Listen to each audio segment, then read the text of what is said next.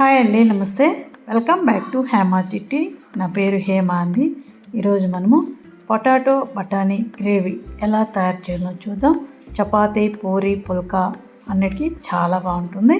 ముందుగా గోడంబి పలుకులు కొన్ని, బాదాం కొంచెం ఒక 10-15 నిమిషాలు నానబెట్టి పేస్ట్ చేసి పక్కన పెట్టేద్దాం. టమోటాలు ఒక మీడియం సైజు 3 తీసుకొని ప్యూరీ చేసి పక్కన పెట్టేద్దాం. స్టవ్ మీద ఒక బాండలు పెట్టి అందులో ఒక 2-3 స్పూన్లు ఆయిల్ వేసుకుందాం. కొద్దిగా బిర్యానీ ఆకు, కొద్దిగా పట్ట, కొద్దిగా సోంపు, ఒక 2-3 యాలకులు వేసుకుందాం. లైట్గా ఫ్రై అయిన తర్వాత 2 ఉల్లిపాయలు మీడియం సైజువి కట్ చేసి సన్నగా వేసుకొని బాగా మగ్గనిద్దాం. ఇది బాగా మగ్గిన తర్వాత అల్లం వెల్లుల్లి పేస్టు 1 టేబుల్ స్పూన్ వేసుకొని పచ్చివాసన పోయేదాకా వేయించుకుందాం. ఇలా బాగా పచ్చివాసన పోయేదాకా వేగనివ్వాలి. అప్పుడే మనకు టేస్ట్ బాగుంటుంది అన్నమాట. కరివేపాకు కొద్దిగా వేసుకుందాం. మనము ఇందాక గ్రైండ్ చేసి పక్కన పెట్టిన టమాటో ప్యూరీ కూడా వేసేసుకుందాం. పచ్చివాసన పోయేదాకా, ఆయిల్ పైకి తేలేదాకా ఇది కూడా వేయించుకుందాం. చపాతీకి, పూరికి, పుల్కాకి, పరోటాకి, నాన్ వెజ్కి మించినట్టు ఉంటుందండి ఈ గ్రేవీ. ఒకసారి ట్రై చేసి చూడండి, చాలా అంటే చాలా బాగుంటుంది. ఇది ఇలా బాగా ఆయిల్ తేలే వరకు వేయించుకోవాలి. తర్వాత బాదాము, కాజు బాదాం మనం పేస్ట్ చేసాం కదా, అది వేసేసుకుందాం. అది కూడా కాస్త వేగనిద్దాం. కొద్దిగా నీళ్లు వేసి తిప్పి వేసుకుందాం, వేస్ట్ చేయకుండా. కాస్త వేగనిద్దాం. వేగిన తర్వాత ఇందులో కారం పొడి, మనం తినగలిగినంత కారం పొడి వేసుకుందాం. నేను 2 స్పూన్లు కారం పొడి, 2 స్పూన్లు ధనియా పౌడరు, కొద్దిగా పసుపు, కొద్దిగా ఒక 1/2 టేబుల్ స్పూన్ వరకు గరం మసాలా, రుచికి తగినంత సాల్టు వేసుకొని ఈ మసాలాలోనే బాగా కలుపుకుందాం. ఇలా బాగా కలుపుకొని ఇవి పొటాటోస్ సన్నగా తరిగి తొక్కంతా తీసేసి సన్నగా మీడియంగా తరిగి పెట్టేసుకోవాలి. చూడండి, ఇలా తరుక్కోవాలన్నమాట. ఇందులో వేసేద్దాం. ఇది కూడా 1 నిమిషం పాటు ఫ్రై చేసుకుందాం.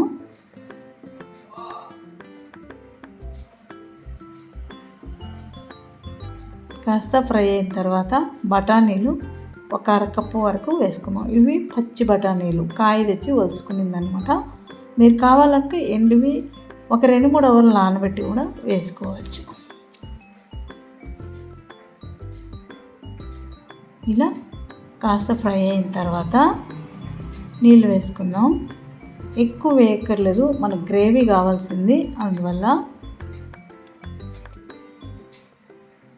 అంతే సరిపోతుంది. ఒకసారి బాగా కలుపుకొని మూత పెట్టేద్దాం. ఉడకనిద్దాం. మీడియం ఫ్లేమ్లో ఉడకనివ్వండి. పొటాటో ఉడికే వరకు ఉడకనివ్వండి. ఒక 5 నిమిషాలు ఉడికిన తర్వాత ఒకసారి మూత తీసి కలుపుకొని పొటాటో ఉడికిందేమో చెక్ చేసుకొని చూడండి, పొటాటో ఉడికిపోయింది. కస్తూరి మెంతి కానీ లేదా ధనియాల ఆకు కానీ వేసుకుందాం. నేనైతే కస్తూరి మెంతి వేసానండి. లైట్గా మనం ఫ్రై చేసామంటే క్రిస్పీగా ఇలా వచ్చేస్తుంది అన్నమాట. చేత్తో నలిపితేనే పొడైపోతుంది. వేసుకొని ఒకసారి కలుపుకొని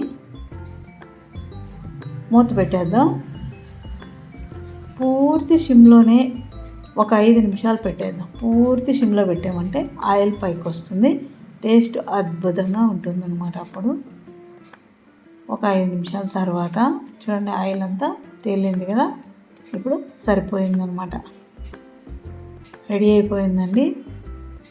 పచ్చి బఠానీ పొటాటోసు గ్రేవీ చాలా బాగుంటుంది. ఒక్క చపాతీ తినేవాళ్ళు 4 చపాతీలు తింటారు, అంత బాగుంటుంది. రైస్కి కానీ బాగుంటుంది అన్నమాట. ఇప్పుడు గిన్నెలోకి సర్వ్ చేసుకుందాం. అంతే అండి, ఎంత ఈజీనో చూసారా. తొందరగా అయిపోతుంది, పొటాటో తొందరగా ఉడికిపోతుంది. ఈ మసాలా అంత వేసేదాని వల్ల నాన్ వెజ్ మించినట్టే ఉంటుంది, కానీ ఏమాత్రం తగ్గదు రుచి. చాలా బాగుంటుంది. నాన్ వెజ్ తిన్న వాళ్ళు అయితే కనుక సండే ఇలా చేసుకోండి. చాలా చాలా టేస్టీగా ఉంటుంది, తొందరగా కూడా అయిపోతుంది అన్నమాట. అంతే, పొటాటో బఠానీ కర్రీ రెడీ అయిపోయింది. టేస్ట్ ఒకసారి చూద్దాం.